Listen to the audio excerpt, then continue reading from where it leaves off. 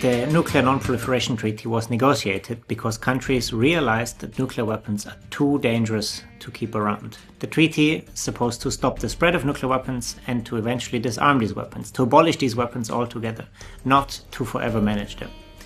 Now, another review conference of the treaty will take place, and governments are heading to New York to discuss and review the treaty's implementation.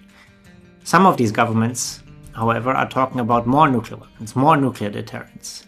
And so, we've produced a report, the Cornerstone Report, to document how we got into this mess and a possible way forward. So, when the NPT was signed, governments negotiated a deal. On the one hand, the non-nuclear weapon states would forswear to develop nuclear weapons and to have control over those weapons. The nuclear weapon states, in turn, committed, legally binding, to disarm these weapons. The International Court of Justice has 30 years ago spelled out what that should mean in detail, namely to negotiate complete nuclear disarmament amongst them. Now, as you know, this deal has been broken. The promise has not been fulfilled. So this begs the question, what actually happens at these review conferences? What are diplomats talking at these conferences about for 4 weeks in a row?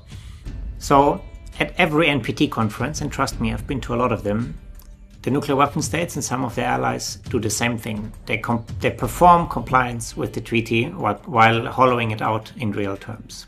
At the conference, they would talk about the NPT, how they're so committed to the treaty, how it's the cornerstone of international law, how they need realistic and pragmatic step-by-step approaches to get it done.